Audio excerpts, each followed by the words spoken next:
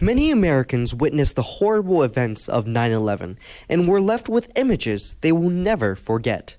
Mitchell Taylor was no exception. When I got off the school bus, I was in middle school when this happened, and I seen the look on my mama's face. I didn't really understand what was going on, but I seen she was crying, and so I knew something tragedy had happened. And I seen the plane fly into the tower, the second tower, and so it affected me as a kid, and I wanted revenge because I seen my mom crying like that. Mitchell felt the need to do something, but had to wait until he was old enough to join the service. I didn't have no family that I knew or anything like that was in the towers, but it's America, you know, so I represent America. That's where I'm from, and so I want to hold it down and fight for us. So that's something that pushed me towards it.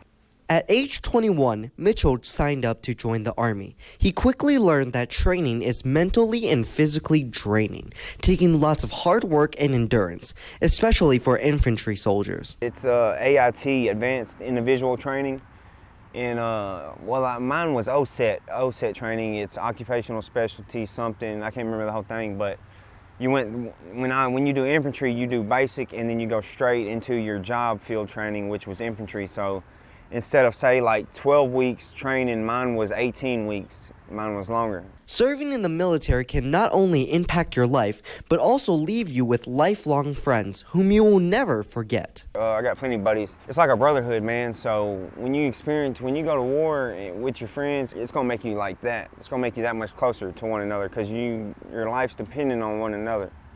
You know what I mean? So and they make you like blood brothers, you know what I mean? Even though you ain't got the same mom, you're brother forever, you know? So I stay in contact with all of my friends, you know, and we always talk at least once a week. And but we're scattered throughout the United States. So, you know, after the Army life, we went our separate ways. And I got some that are up here, and I got some that's just in every state that I got friends in, but we talk all the time. Serving in the military can also leave you with all kinds of stories. Mitchell has his fair share. I got to travel the world, so I was stationed in Texas, so I was from Texas to New Mexico to everywhere. I went to California, so I've been all over.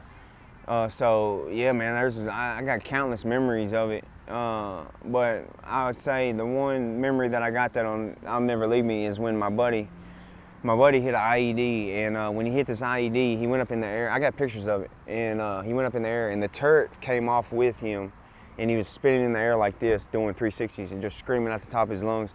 And when he hit the ground, and it shattered his femur bone. In warfare, it takes more than just skills to win the battle. It takes courage, sacrifice, and bravery. Mitchell demonstrated these qualities and more when he suffered a traumatic brain injury. I was in combat. I was in Afghanistan. I was in Kandahar Province, OEF 2012 through 13, and seen some combat over there. That's where I got these Purple Hearts from. I got 2 Purple Hearts while I was over there, and you get these when you're wounded by the enemy. So I got 3 times I got blowed up. I was in a striker every time I got blowed up. So that's what I received these for. I got TBI, traumatic brain injury, and I've seen firefights, vehicle explosions. I've lost friends over there. This was the Humvee he was in when he was attacked by the enemy. Transitioning back into normal life can be hard for veterans because of what they've been through and seen. Mitchell was hit hard by this reality. My transition to back to normal life has been hard.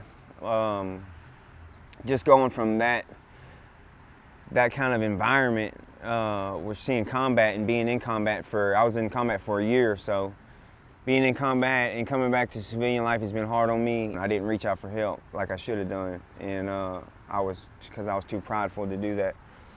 But now it's starting to take a change for the better. While dealing with his own disability, Mitchell also had to juggle the harsh responsibilities and realities of normal life. I got a daughter now, and so it's been rough. I've been absent in her life and trying to deal with the wounds of war because I've grown distant. They said I'm not the same person as I was when I went over, and so it's been rough. Mitchell Taylor hopes to soon be able to find his place in this ever-changing world.